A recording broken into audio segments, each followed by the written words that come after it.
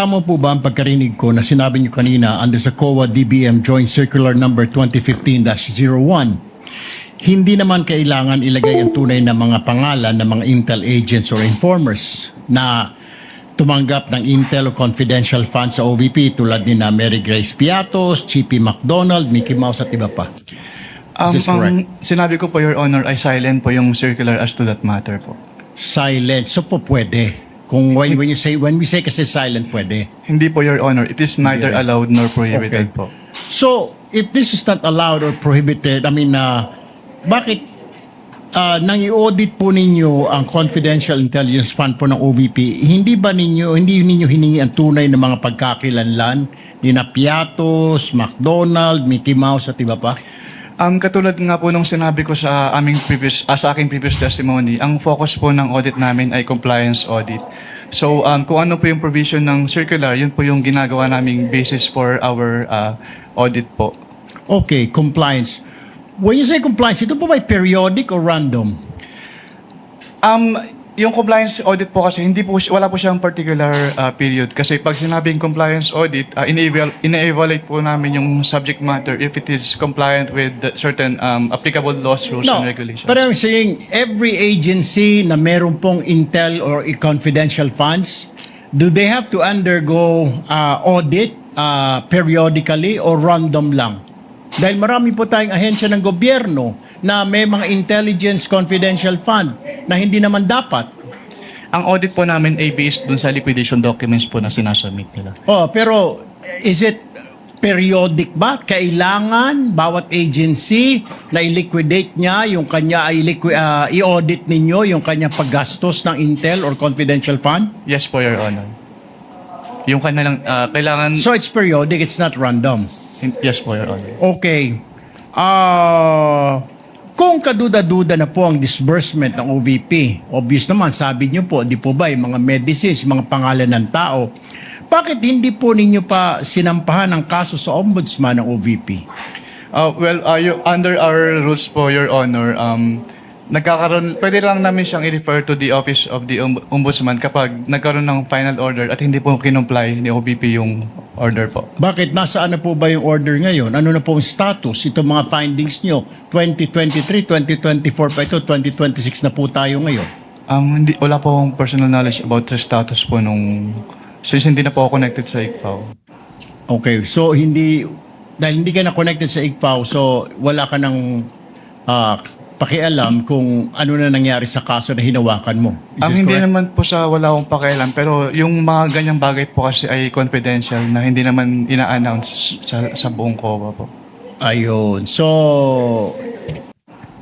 ibig sabihin, hindi mo na alam at hindi mo rin alam kung bakit hindi kinasuhan or ni-refer sa ombudsman itong issue na ito. Yes po, Your Honor. Thank you very much, Mr. Presiding Officer. Attorney Poa, what is the official position of the respondent with regard to Piatos, Andy Lim, and all of these names that are brought up? Are they real people or are they aliases?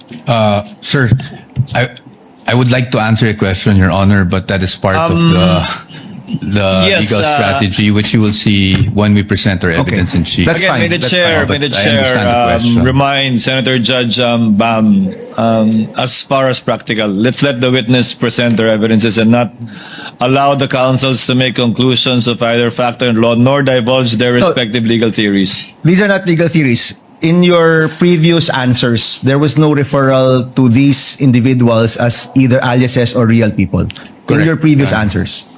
Correct, because that was precisely our legal theory then, that there was nothing to answer at that point, Your Honors. But we will definitely show you our theory once we are given the opportunity to present our evidence in chief, Your Honor. Alright, maraming salamat, Attorney Poa.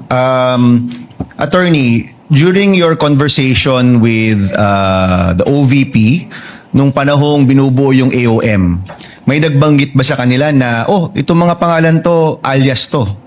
Or never nila nabanggit yung tungkol sa alias nung nag-meeting sila sa'yo? Nung time po na yun kasi hindi pa nila nasubmit yung documentary evidence of payments po. So there's never been any indication from their responses or any calls that these names that are being brought up are indeed aliases? Wala? Wala pong indication. Okay, thank you.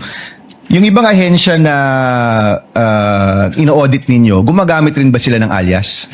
We wouldn't know po kasi yun, dun sa mga document na sinasubmit sa amin, hindi naman po naka-indicate if it is an alias or not. And it's not up to you to find out whether these are aliases or not. Yes po, since wala nang pong provision dun sa joint circular, Your Honor, with respect to the Okay. aliases. So itong paggamit ng alias, to your knowledge, hindi nyo alam sa mga ino-audit ninyo, but to your knowledge, gumagamit ba ang ibang ahensya ng mga alias? I wouldn't know po since katulad nga po, hindi naman po bukod dun sa sinasubmit nilang documents, wala pong naka-indicate na yung name ay alias po. And the position of COA is hindi ito bawal, pero hindi rin to pwede. Yes po, kasi silent po yung joint circular, Your Honor, as to that. Okay, but your appreciation is totoong tao ito. Kasi may pirma. Tama ba? Lahat ba ng AR may pirma? Sa pagkakaalam ko po ay meron naman po. So kung alias at di ko naman pangalan to, pipirmahan ko pa rin. Or pag alias ba ay dapat wala nang pirma. I wouldn't know po if it is an alias since wala naman po naka-indicate dun sa document that it is an alias po. Okay, and we'll give the defense their time later on during their part to talk about this more, no, as part of their strategy. Thank Sige, you. let me change topic. Ito yung mga tanong ni presiding officer, ni Senator Cayetano rin. Yung pag-escalate from AOM to notice of suspension, to notice of disallowance, to referral to the ombudsman for cases. Years ba ito? Time ba ito? Oras ba ito? Ano yung decision point ninyo para iakyat to the next level yung or i-escalate to the next level yung mga utos ninyo? May clarify po kung ano po yung next level po. So from AOM to NS and NS to ND and ND to referral to OMB. Kapag AOM po, meron po silang 15 days to reply to the AOM. Tapos kapag hindi pa rin sila compliant with the findings po, that's the time that we issue a notice of suspension. At kapag naka-receive po si agency ng notice of suspension, meron po siyang 90 days within which to comply. Pero pag hindi po rin po sila compliant, then doon na po kami mag-i-issue ng notice of disallowance. Okay. In general, not the case of the OVP and DepEd. Kapag may notice of disallowance na naniningil na kayo, di ba? Yes po. And the next step is to refer to the ombudsman. May remedy pa rin po naman si si agency. Paki-explain nga ano which ba is yung to remedy? settle, bayaran yung amount or to appeal within 180 days po from the date of receipt po ng disallowance. Okay. So we will find out with the next witness when that notice of disallowance was at kung pasok pa rin sa 180 days. Kung wala pa rin sa 180 days, then you refer to the ombudsman? Yes po, kasi pag hindi po sila nag-appeal at hindi rin po sila nagbayad, nagiging final po yung decision and that's the time na we refer na po to the office of the ombudsman kapag hindi po sila nag-comply. At meron ka bang knowledge about the status of these disallowances right now? Wala po, since confidential po yan, hindi naman po yan ina-announce sa buong COA, so I wouldn't know po. So let me ask the prosecution, final question. Is that the next witness? Is that going to be the testimony of the next witness? Itong disallowance, 180 days na lumipas, at kung may referral to the ombudsman? Yes, Your Honor. All right. Thank you, Mr. Presiding Officer. Meron ka ba security clearance na nag-grant o na-issue para sa'yo? Wala naman. Well, I assume na mataas yung security clearance mo kasi ang hinahawakan mo, ino-audit mo, confidential information, confidential funds, di ba? Yes po, Your Honor. So I wonder why wala kang security clearance kasi paano ka mag-audit? Kasi pag may intelligence project, naka-vault yan eh. Lahat ng aliases, yun ang nakalabas. Pero yung tunay na identities corresponding to the aliases, naka-vault. Pag declassified na, terminated na yung program, yung activity o yung project, intelligence project, pwede na ilabas yun kasi declassified na yun. So kung wala kang security clearance, paano ma-access? Yung tulad na sinabi ni Senator Subiri, quarterly, nagpapadala sa Senate President, Speaker of the House, ng intelligence and confidence, paano ginastos? Kasi may oversight powers kami, di ba?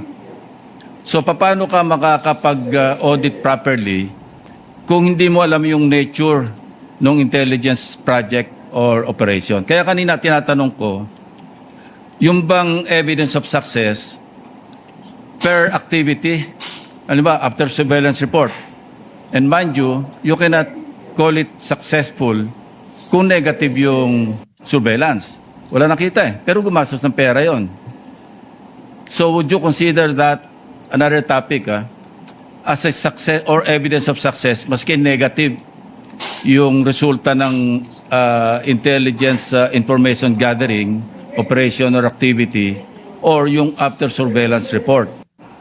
So kung walang result, negative, ano yun, hindi successful? Hindi pwedeng i-clear? Nakalagay po kasi yung nature ng item is payment of reward. So dapat... No.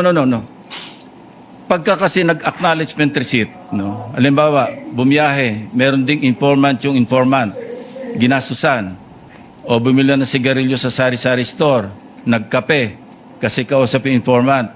Wala ka makikitang... Oh, thank you, Mr. President. Kindly wind up, Senator Lacson. Pati ako nabitin eh. You may just respond na lang. We'll wait for your answer. Ay, sorry po. pwedeng pa ulit.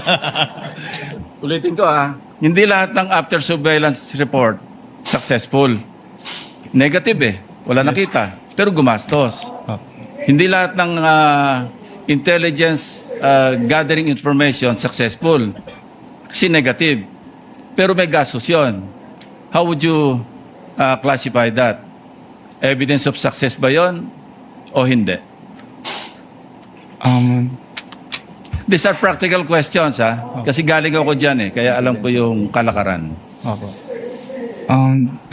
That calls for... Yun nga wala ka security clearance kasi naka-bolt lahat yan. Pagka intelligence project, naka-bolt. Pag declassified, terminated yung project, saka ilalabas yun. Nandun lahat yung mga tunay na pangalan ng mga aliases. Opo. Kumuha ka ng security clearance. Wala nga raw.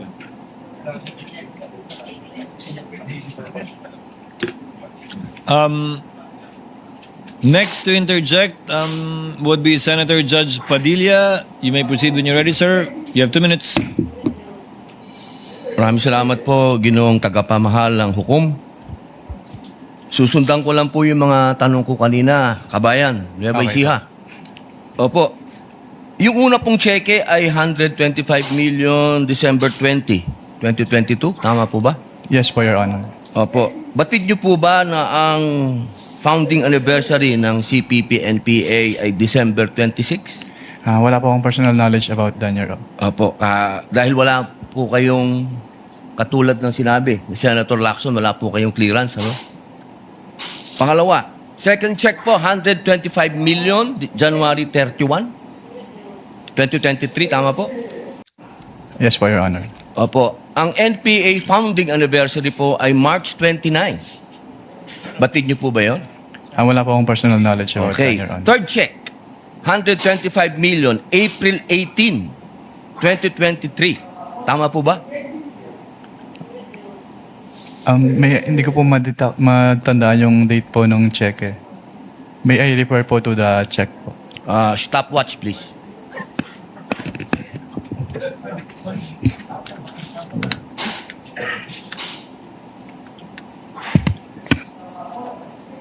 April 18, 2023 po, yung 125 million.